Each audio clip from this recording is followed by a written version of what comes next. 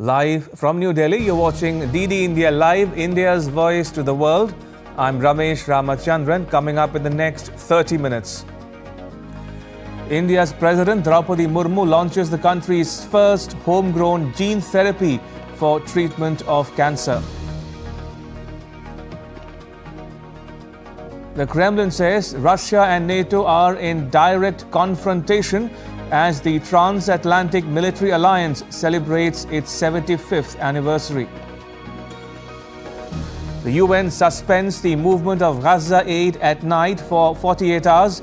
Humanitarian food charity The World's Central Kitchen calls for an independent investigation into the killing of 7 of its workers in the enclave. And Taiwan condemns China for accepting the world's sympathy for the deadly quake that hit the self-governing island, calls it shameless.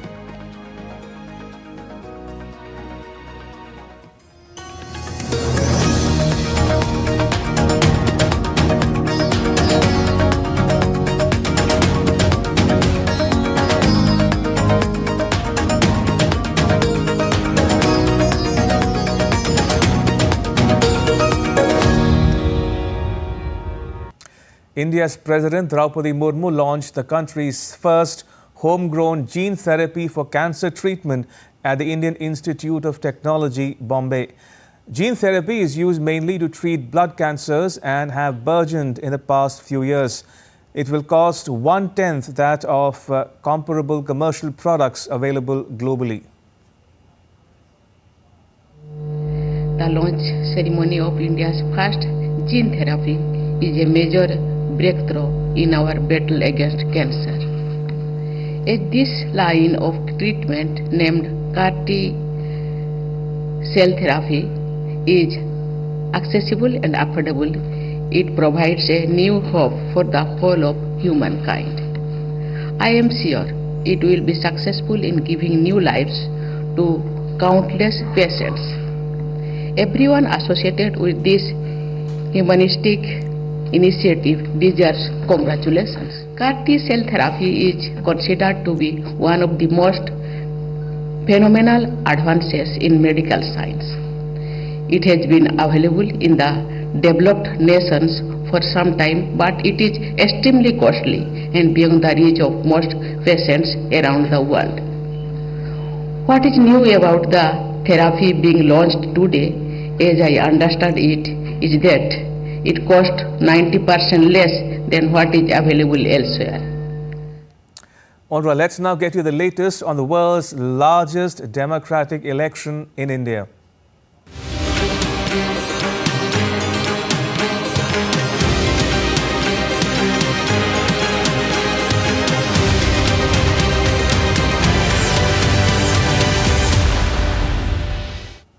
Leaders of political parties have intensified their election campaign.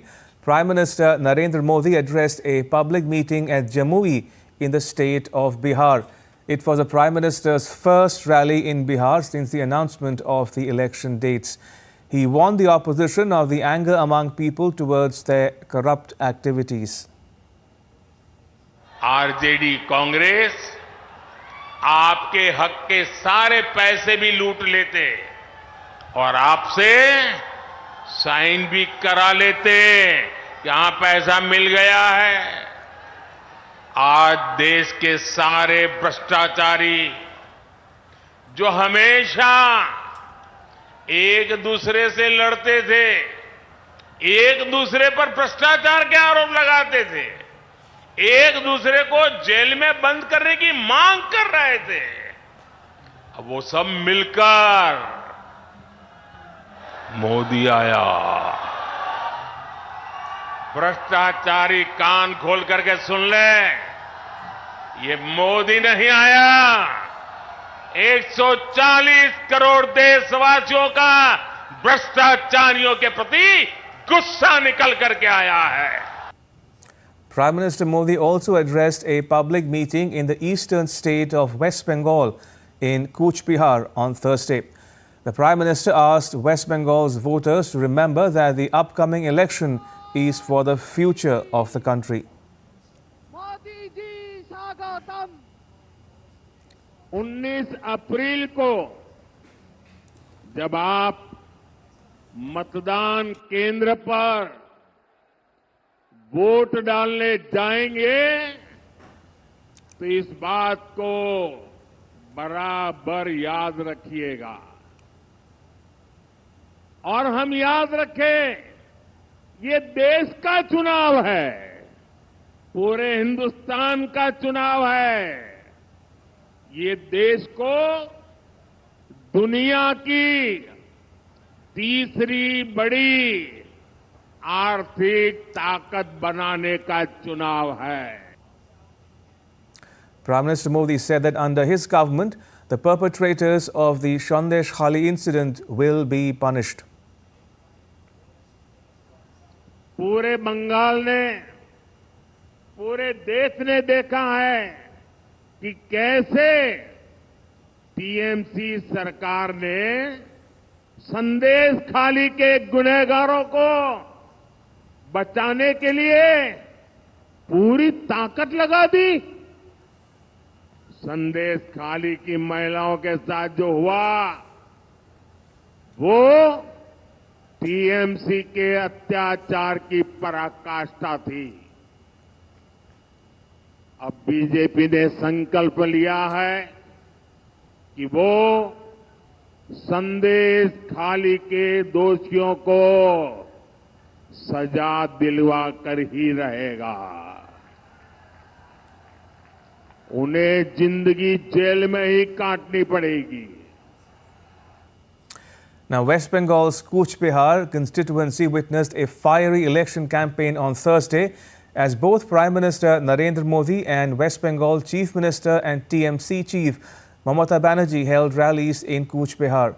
Ms. Banerjee held a public meeting at Modabhanga's Gumani Hart for TMC candidate Jagadish Barma Bashunia. Cooch Behar is going to the polls in the first phase of election. The notification for the second phase of election will conclude on Thursday. The election will be held in 88 parliamentary constituencies in 12 states and union territories, along with the remaining part of the outer Manipur constituency in this phase.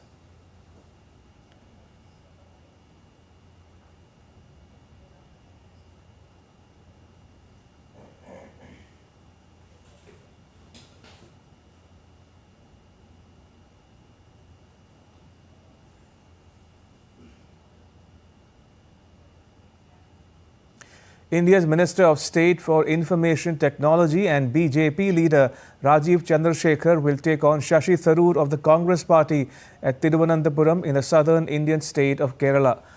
Mr. Chandrasekhar held a roadshow in his constituency. He was accompanied by India's External Affairs Minister Subramaniam Jaishankar.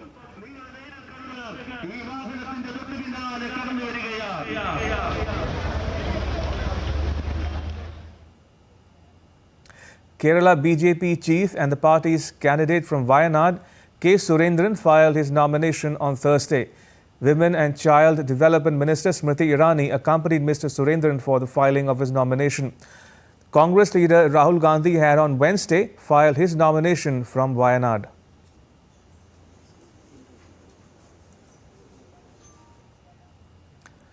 Congress leader Sonia Gandhi, Railway Minister Ashwini Vaishnav, and 12 other newly elected candidates took oath as the member of the Rajya Sabha, the upper chamber of the country's legislature, on Thursday.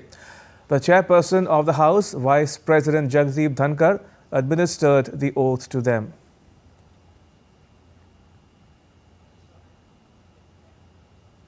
The BJP held its Election Manifesto Committee meeting for the 2024 general election at the party's headquarters in New Delhi. The meeting held under the leadership of Defence Minister Rajnath Singh. The inaugural meeting of the BJP's Manifesto Committee was held on Monday.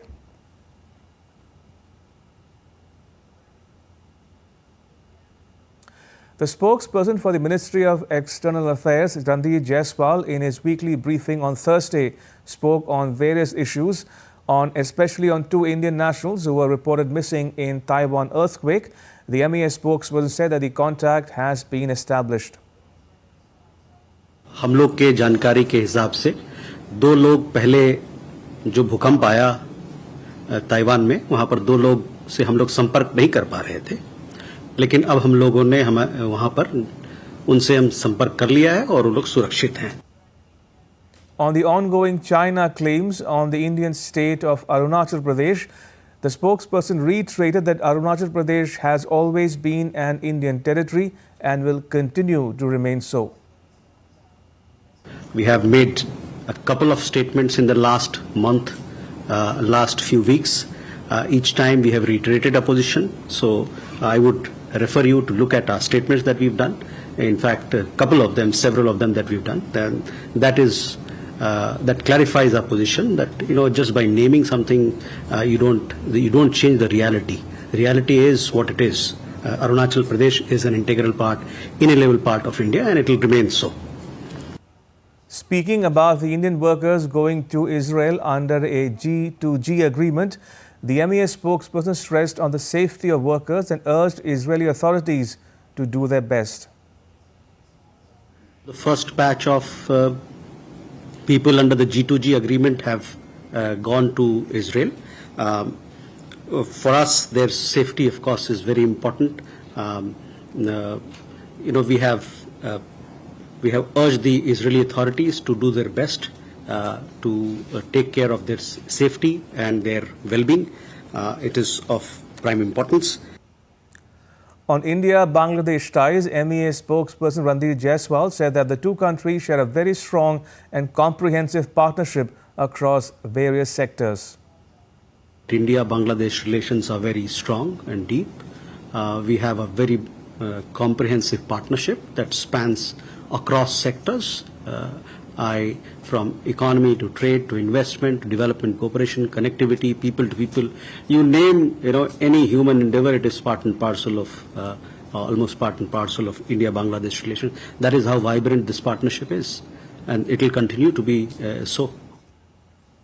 A two-day NATO foreign ministers meeting, which began in Brussels on Wednesday, is discussing a long-term military aid for Ukraine, including a proposed $108 billion fund for the country. The ministers held a meeting with their Ukrainian counterpart Dmytro Kuleba on Thursday after agreeing to a plan for a greater role in coordinating military aid to Kiev in its conflict with Moscow. NATO Secretary General Jens Stoltenberg said that Ukraine can rely on NATO support now and for the long haul. In our meeting today, we discussed how to put our support on a firmer and more enduring basis for the future. All allies agree on the need to support Ukraine in this critical moment. There is a unity of purpose. Today, allies have agreed to move forward with planning for a greater NATO role in coordinating security assistance and training. The details will take shape in the weeks to come. But make no mistake, Ukraine can rely on NATO support now and for the long haul. The NATO foreign ministers are celebrating the 75th anniversary of their alliance. The North Atlantic Treaty was signed on 4th April 1949, which established the transatlantic political and military alliance. NATO began with 12 members from North America and Europe. 75 years on, it has 32 members and retaken a central role in world affairs. Russian drones carried out multiple strikes in Ukraine's second largest city of Kharkiv on Thursday, resulting in the deaths of at least 4 people and injuring 10 others. The repeated strikes targeted high-rise apartments and private homes, with at least 3 emergency vehicle drivers killed as they responded to the incidents. One more person was killed in a separate strike on private homes in another district of the city. Around 350,000 residents are without power in Kharkiv after the overnight drone attack. Volunteers were seen evacuating residents of one of the villages in Kharkiv region bordering Russia. World leaders continue to condemn the attack on aid workers in Gaza, even as Israel says the strike was a grave mistake and has apologized for the incident. In an emotional interview on Wednesday, World Central Kitchen founder Jose Andre says that the attackers targeted his aid workers, quote-unquote, systematically, car by car. He says that Monday's strike, which killed 7 members of his staff, was not a mistake. He repeated that the Israeli forces had been told of the aid workers' movements beforehand. This happened over more than 1.5, 1.8 kilometers. So this was not just a bad luck situation where, oops, we dropped the bomb in the wrong place or no, this was over 1.5, 1.8 kilometers with a very defined humanitarian convoy that had signs in the top, in the roof, a very colorful logo that we are obviously very proud of, but that's very clear who we are and what we do. Meanwhile, after Monday's attack, the UN on Tuesday announced a 48-hour suspension of nighttime aid movements in Gaza, which will end on Thursday night local time. 7 aid workers were killed in an Israeli airstrike in Gaza on Monday night when they were leaving the Deir al-Bala warehouse after unloading food aid there. And still to come on DD India Live. U.S. State Department spokesperson says Washington, D.C. wants to see everyone in Pakistan treated consistent with the rule of law. Tens of thousands of people flee Haiti's capital Port-au-Prince in a desperate bid to escape a surge in gang violence. And Alphabet CEO says the company is committed to making sure that it gets its artificial intelligence chat models right while retaining the trust of its users.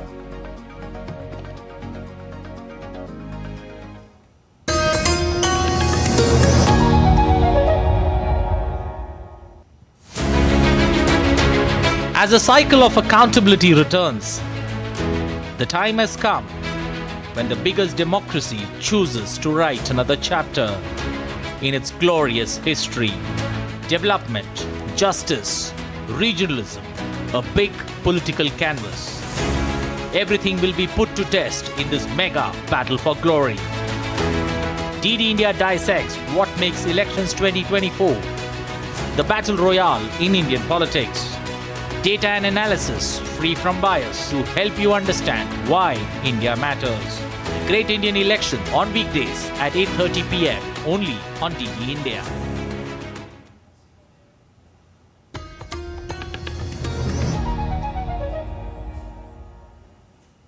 You're watching DD India Live. I'm Ramesh Ramachandran. U.S. State Department spokesperson Matthew Miller has said on Wednesday that the U.S. wants to see everyone in Pakistan treated consistent with the rule of law. His remarks came as a journalist asked him about the state of political prisoners in that country. I would not agree with that characterization. We have made clear on a number of occasions that we want to see everyone in Pakistan treated consistent with the rule of law, treated with respect for human rights, as is our position with respect to any country in the world. More than 1,000 people are injured in a deadly earthquake that hit Taiwan, which has caused massive destruction. Rescue operations are on to look for people still trapped under the debris. The quake has resulted in destroyed buildings and caused multiple landslides. 9 people have died. Locals who are still coping with the aftershocks have had to spend the nights outdoor. People were seen retrieving their belongings and other essentials.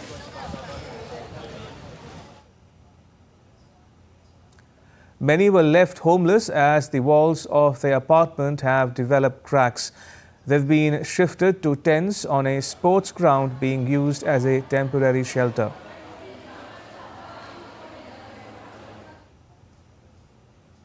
Helicopters are also being used by rescuers for people stranded at mining areas, while some government personnel were deployed to help residents collect their valuables from destroyed buildings.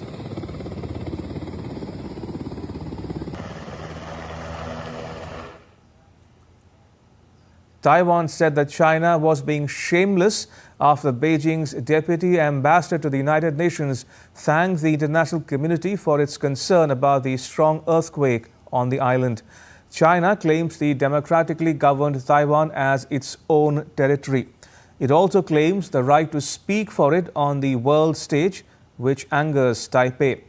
A statement issued by Taiwan, quote, solemnly condemned China's shameless use of the Taiwan earthquake to conduct cognitive operations internationally, unquote.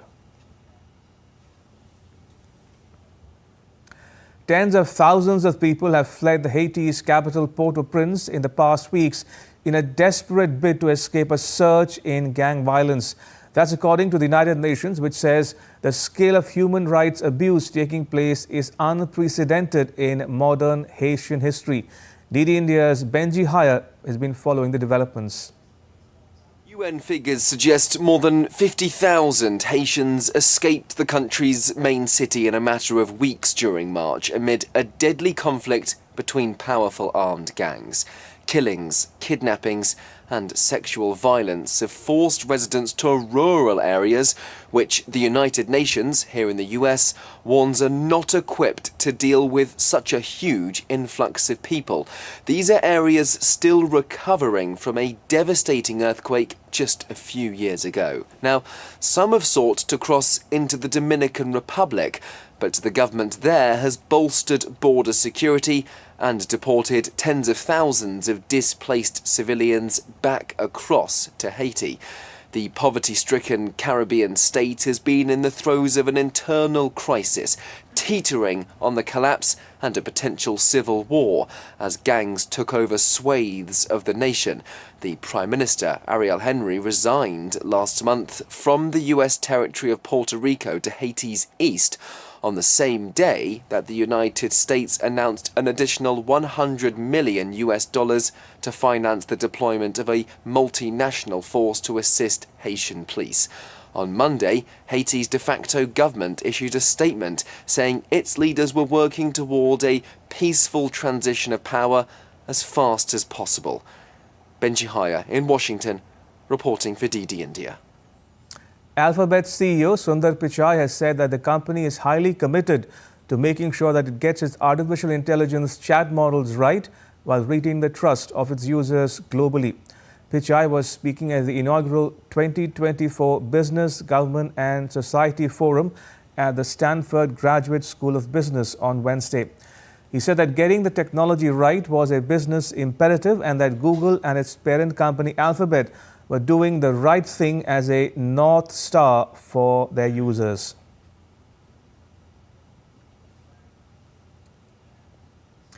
Right, now take a look at some other stories making news in India.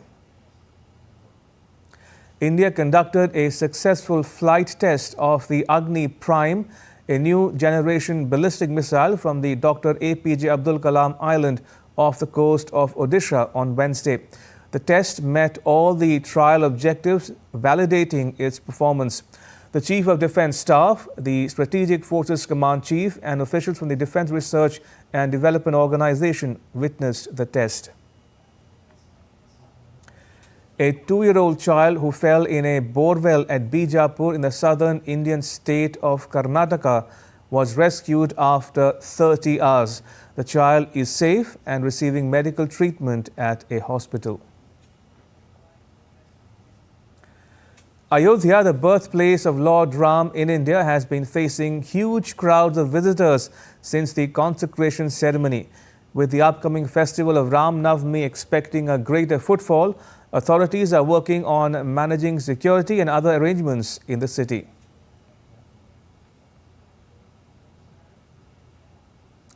In IPL, Gujarat Titans will take on Punjab Kings in Ahmedabad today.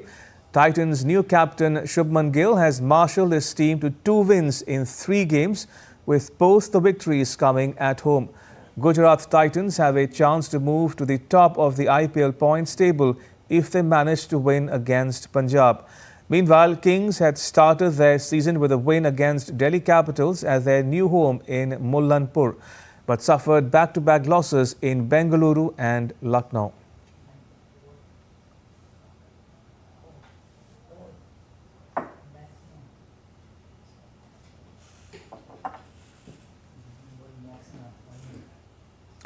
Liverpool is all set to face Sheffield United in the Premier League clash tonight. Jurgen Klopp's side is currently on second spot in the Premier League's points table as Arsenal took the lead. The pressure is firmly on Liverpool to win in order to return to the top of the Premier League table. They can go 2 points clear of league leaders Arsenal with a victory, while this game is also a chance to pad their goal difference.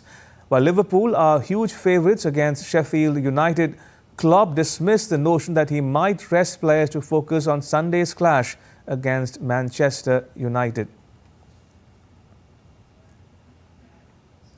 And with that, it's a wrap on this edition of DD India Live. Let us know your thoughts on the news of the day. You can connect with us on Facebook, X and Instagram. You can also check out our website ddindia.co.in. We'll be back with more news as it breaks here on DD India. I am Ramesh Ramachandran. From all of us here in New Delhi, thanks for watching DD India Live.